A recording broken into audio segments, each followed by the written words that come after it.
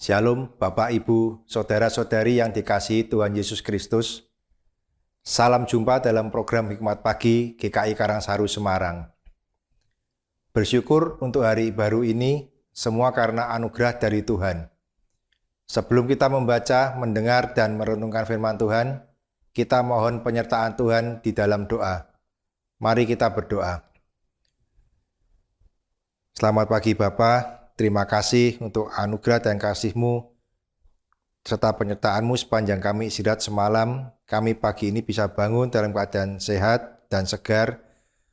Kami bisa kembali beraktivitas untuk hari ini. Sebelum kami memulai segala sesuatu kami ingin mendengarkan, membaca, dan merenungkan sebagian dari firman-Mu.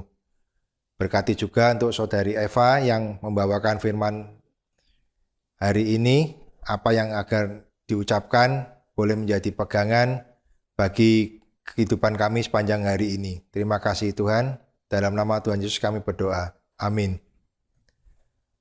Renungan hari ini disampaikan oleh Saudari Eva Celia dengan tema Bertobatlah dan muliakanlah Allah.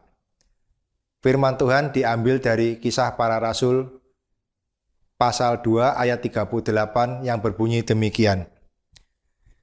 Jawab Petrus kepada mereka, "Bertobatlah dan hendaklah kamu masing-masing dibaptis dalam nama Yesus Kristus untuk pengampunan dosamu. Maka kamu akan menerima karunia, yaitu Roh Kudus." Demikian firman Tuhan, syukur kepada Allah. Shalom, selamat pagi Bapak Ibu Saudara yang terkasih di dalam Tuhan Yesus Kristus. Kita bersyukur kepada Tuhan karena hari ini Tuhan memberikan kesempatan bagi setiap kita untuk kita bersama-sama merenungkan akan satu kebenaran firman Tuhan. Bapak Ibu Saudara, setiap kita sebagai manusia pernah mengalami penyesalan. Namun tidak semua penyesalan membawa pada perubahan. Ada penyesalan yang membinasakan, tetapi ada juga penyesalan yang menuntut kita pada pertobatan sejati, sehingga terjadi perubahan hidup. Dan inilah yang terjadi di dalam diri Petrus. Ayat yang kita baca hari ini menunjukkan perkataan Petrus kepada banyak orang di dalam peristiwa Pentakosta. Di dalam khotbahnya kepada banyak orang yang hadir saat itu, Petrus menjelaskan tentang rencana penebusan Allah yang digenapi di dalam diri Tuhan Yesus Kristus. Roh Kudus bekerja di dalam hati orang-orang itu. Mereka pun merespon. Lalu Petrus memerintahkan mereka untuk bertobat dan dibaptis. Karya Allah berdampak begitu luar biasa. Sebab khotbah itu menghasilkan pertobatan sekitar 3.000 orang.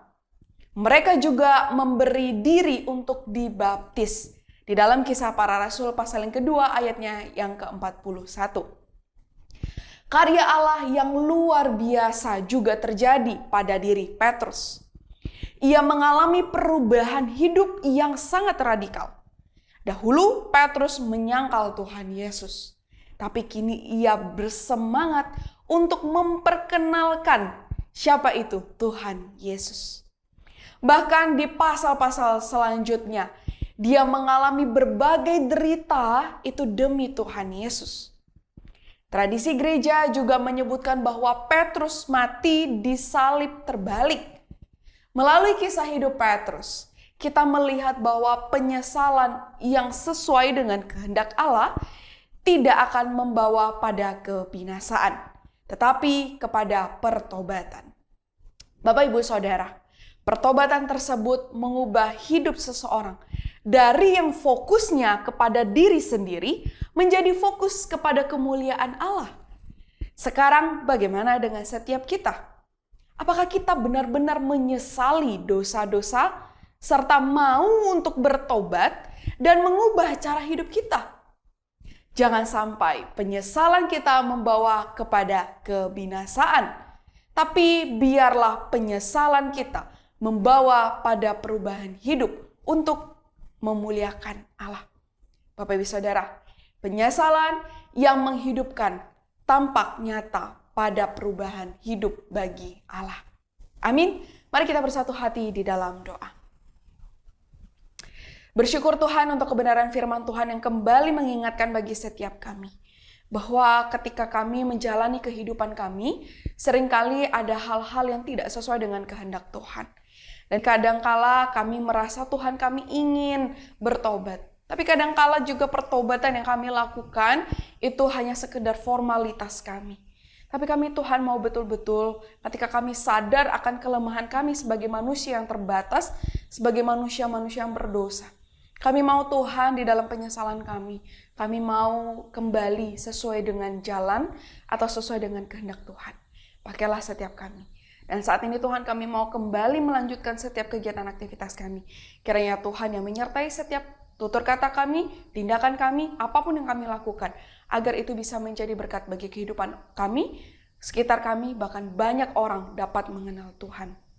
Kami mau menyerahkan semuanya ke dalam tangan-Mu, hanya di dalam nama Tuhan Yesus Kristus kami berdoa dan mengucap syukur. Amin.